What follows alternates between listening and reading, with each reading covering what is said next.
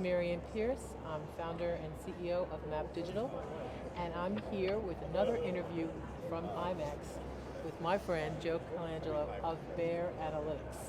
Joe and I, we go back, I would A say, ways, a a ways. ways, way before the pandemic, always looking for a way to work together to feed the data I come from my platform, MetaMeetings, into Bear. But what I would like to do is have Joe Sure. explain to me what is Bear Analytics. Yeah. So, Bear Analytics, we're a technology company. We developed a platform called Bear IQ, and Bear IQ's sole mission is event measurement. So, whether your event is hybrid, in person, or online, we take the data that is quite literally being generated all the time and distill it into insights and findings to make those events more successful and deliver ROI and strategic gains to your exhibitors, sponsors, and other key stakeholders. So obviously the data Hmm. that we talk about, talk to me what the data looked like before March 2020, and then we'll talk about during March 2020, and what do you anticipate afterwards? Tell us that going back, you founded Bear, let's say you also, can we say that you came from bio? Yeah. Yep. From bio, of all that knowledge of that incredibly massive trade show called Bio. I do a companion show, which is the investment banking side of the JP Morgan Healthcare Conference. So the data analytics that you got so enamored with working at Bio, found at Bear, what were the data sets you were measuring pre-pandemic? Yeah, so I mean, we founded the company in 2013, Okay. and the ethos or the reason that we realized that there was, or we thought there was a business here, is because we knew that events were only going to be generating more data in the future. We knew that data was only going to be more valuable, and believe it or not, we actually had the belief that the data was going to be cleaner than ever. We saw this wave of event tech, and this is obviously, it feels ancient now in 2013, 2014, looking pre-pandemic, but it was unbelievable the innovation then kind of coming out of the app boom, and we were like, we don't think anyone else is positioned or thinking like this. Now fast forward to today, especially taking into account the last 24 to kind of 30 months, and things have really gone crazy in terms of data capture with the advent of digital or virtual or however you want to say it. Right. There was I think at the peak we were tracking somewhere in the ballpark of 485 platforms. The different types of data that's now being collected and generated by these different types of online or on-site experiences. Your average event, if you want to think of it that way, is probably generating somewhere between 5 to 10x as much data as it would have. 5 or 10 times as Correct. much data. So let's be Correct. really clear about that. I want to take you back though, when before we went to actual virtual platforms, and my platform is a hybrid platform, but it was still a live event. So you would track registration, badging. You would track if there was scanning of badges, Yep. attendance. You would have some session scans, some room scans. Right. Yep. You'd have, of course, some feedback. People are doing maybe surveys. There might be some of that information. And then we just started to see the digitization of, let's call it the exhibit, sales kind of process. It was So still you take lead retrievals into your, or that would be maybe per client. I mean, that's more client specific. It would be client specific, and I would say, if we're going back to that time, you're talking maybe 10% of customers would have deployed, lead retrieval at that scale, Right. and you're still a little early from, frankly, app tracking or structured networking at that time as well. Terrific. And would you take also marketing data in, like how, like for the marketing campaign, how many email campaigns could you ingest that, or is that something would be a little separate? No, we would. That's a great question, and it was again compared to today feels like it was at its infancy. It was You're really looking at the top hindsight line. is Yeah. everything. What were the total number of prospects? What buckets or segments did they fall Right. into? We started to do clustering, so automated persona clustering, where the math would tell us who was behaving in like clusters. But this is really before folks were even adopting or deploying CRMs and automation campaigns and all of that stuff. So just to kind of right size it. Exactly. I think for our industry, people were operating so much on Excel spreadsheets, Yes. and they were just trying to get to the event and get people registered, because that's where the revenue was for many of our events. Some events are more like corporate events that are more of customer appreciation, but there's a little different. So it wasn't about the attendee purchasing the ticket or the sponsorship. Well, we It's viewed it in different. two phases. There was the get folks to the door, and then you worried about what did they do once they were in the door, Exactly, right? exactly. But you had to have platforms. You had to have that been tracked before you can measure it. So Correct. they weren't even being tracked. But I think by the time maybe generally speaking, by the time the organizer got to the end of show, it was like, what do I do with all of this? If they weren't used to working with the sales force or any other customer service, and they just go to give their data into somebody like yourself, what kind of questions would they be asking you? Would you find this for me? This is how success will be measured to my sales team, to my board. What kind of questions would they asking you? This is still early days. So in those early days, the common, a question we'd probably get 80% of the time, let's say, would be how much of my audience is returning.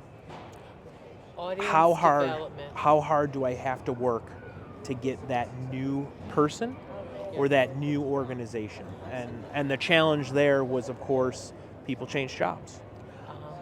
Back in those days, data capture, you could register with someone else's email address. Senior person would register with a more administrative person's email address. One person would go in and batch upload 10 people. It was a bit of the Wild West from a Yeah. data capture standpoint. Thankfully, it's not like that current state. But we developed tool sets to help organizers get around this because, frankly, they all had some version of the same problem. It just mattered how big of a challenge it was for them. So I think we've established that one of the key performance indicators for most organizers is audience development and retaining and growth. I mean, go further, retain and to grow further. Let's go. During the pandemic, there was some interesting things happening. I mean, I think that some of your business maybe fell off because the Oh live yeah, events weren't there. I'll get back to what you did, which Sure. I thought was so amazing during that time. But that's gone, that's the past. Let's go now to where we are.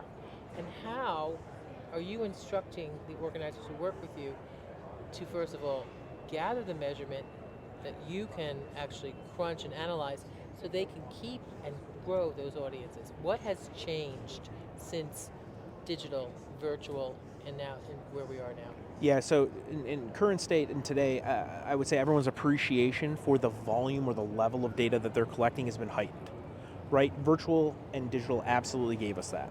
And so no longer are we going in going, hey, do you know what data is available? They're like, no. This platform collects this information, then we have this other platform, it does this other thing, and we know that the data is available.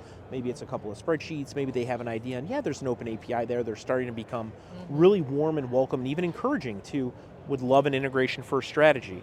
That is very different than, I think, attitudes 5 years ago where technology was really viewed as like there's a bit of a barrier there from the integration standpoint. Now it's you want to be integration first. Interconnected platforms. Integration is innovation.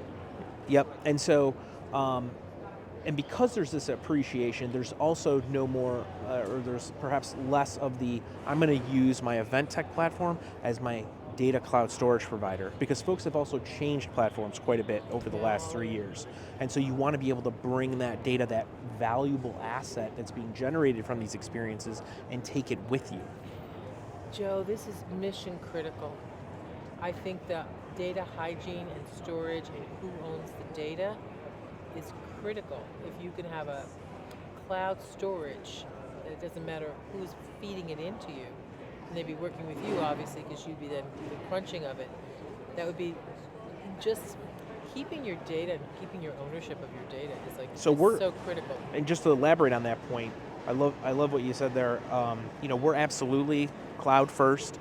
We're absolutely a store of our clients' data, but we are not an owner of our clients' information. And so we take a very direct line with who owns the data. It still sits with the organizer.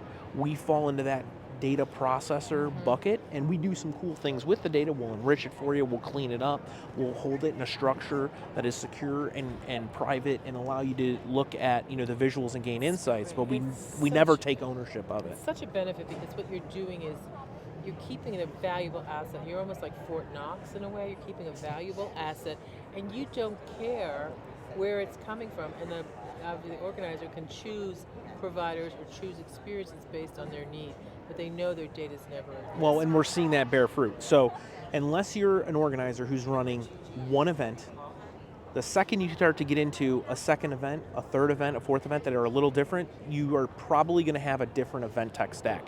Maybe Correct. not a completely different stack, but if you But have four different events, platforms, too. Yeah, one yeah. out of four might be different because, like you said, you want to tailor the experience to what the platform is best in class with. And so we want to play kind of, Switzerland in that regard because it's your data. So Right. whoever you want to use, we should be ready to accept it in whatever format. In technical terms, you're agnostic. Correct. Whatever. You're going to work for the client. So you're the agency of record in some ways of their data. We are the arbiters of their event data. Like Okay. a lot of clients believe that. Yep. That's a great Yep. thing. It's wonderful, wonderful service. Now, I would like for you, before we say adieu, Sure. and we're going to jump on planes, if you were advising an organizer right now whose end goal is to grow and sustain their audience, what data set would you love to have that will help impact that pursuit of revenue? Yeah, so great question, and there's a big theme in the marketplace right now for return on revenue. So as you mentioned earlier, it's always easier to bring a customer back than get a new customer. And in this case, the customer is kind of twofold. We're not just looking at individuals walking the show floor, we're also looking at the organizations that they represent. There's been a tremendous amount of turnover in the last 2 years, and so you can't necessarily rely on, well, Susie's always come or Timmy's always come or something like that.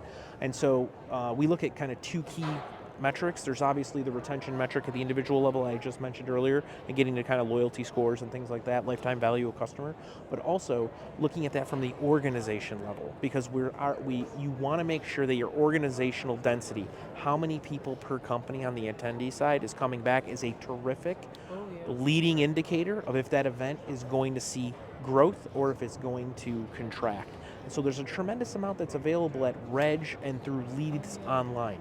That's great because you can see something of the slippage happening and you can go In real time before the event happens. You don't have to go say we're going to get it ready ahead of time now. You can actually look weeks in advance and start to see how things are trending and shape your marketing and acquisition campaign in advance. So it helps you see around corners. That's great. So I think one of the word of advice for an organizer, if and should be, Bear Analytics, Bear IQ is your arbiter of data. They should be engaging with you before, during, and after. Basically looking at, maybe making suggestions, and partnering with the platforms that you're choosing for that time, so that you're having the experience that generates the data that gets into the KPIs that you're looking for. Well said. That's it. Well, thank you, Joe. Thanks very much for having me. Live from IMEX. Bye-bye. Bye.